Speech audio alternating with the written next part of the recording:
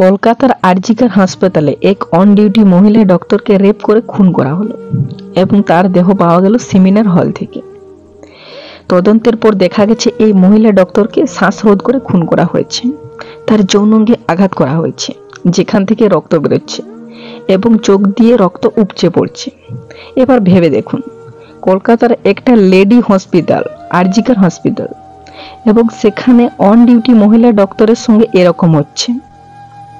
এক on duty doctor, এবং এই ঘটনাকে চাপা দেওয়ার জন্য কলকাতা পুলিশ নিজে তদন্তের প্রমাণ লোপাট করছে। এটা একে অপরের বিপক্ষ পার্টির অভিযোগ। আমি শুধু এটা বলতে চাই, এর জন্য শুধু আমরা দোষী, মানে আমরা বাঙালিরা। দিনের পর দিন মানুষের উপর পশ্চিমবঙ্গের বাংলাতে যেভাবে অত্যাচার হচ্ছে, সরকার পক্ষে সেই অত্যাচারকে যেভাবে দামানোর চেষ্টা করছে, সেগুলো দেখার পরও চোখ বন্ধ করে জাস্ট এটা ভাবছি, আমার সঙ্গে তো কিছু হয়নি, তো তাহলে আমার এসব নিয়ে ভাবার দরকার নেই। যখন আমার হবে তখন দেখব। এটার জন্য আজ আমরা বাঙালিরা আমরা এই পরিস্থিতিতে পড়ছি।